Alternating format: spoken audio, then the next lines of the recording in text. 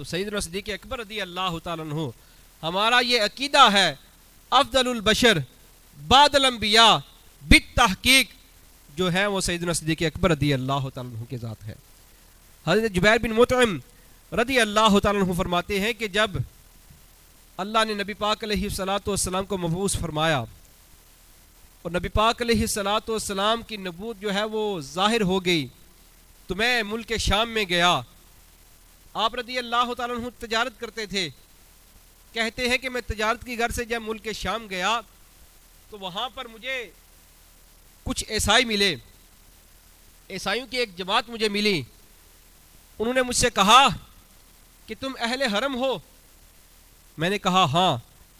کہا کہ تم مکہ سے آئے ہو؟ کہتے ہیں میں نے کہا ہاں۔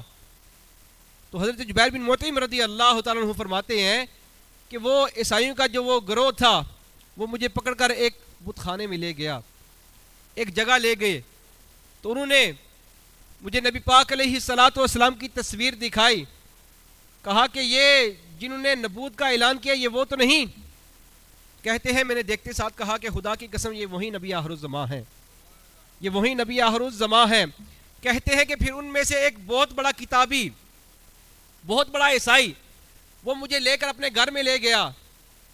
جا کر اس نے مجھے ایک تصویر دکھائی کہ جس میں نبی پاک علیہ السلام کی تصویر ہے اور نبی پاک علیہ السلام کی قدموں کو ایک شخص نے پکڑا ہوا ہے۔ تو میں نے اس کتابی سے، اس عیسائی سے کہا کہ یہ تو نبی پاک علیہ السلام کی تصویر ہے، یہ پیچھے کون ہے؟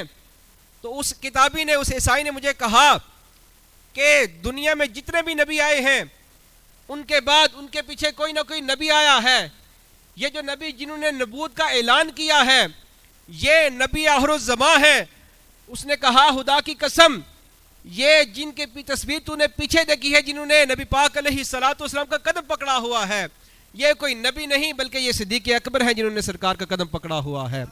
یہ نبی پاک علیہ السلام کے بعد، نبی پاک علیہ السلام کے بعد یہ نبی پاک علیہ السلام کے سب سے پہلے خلیفہ ہوں گے، نبی پاک علیہ السلام کے سب سے پہلے خلیفہ ہوں گے۔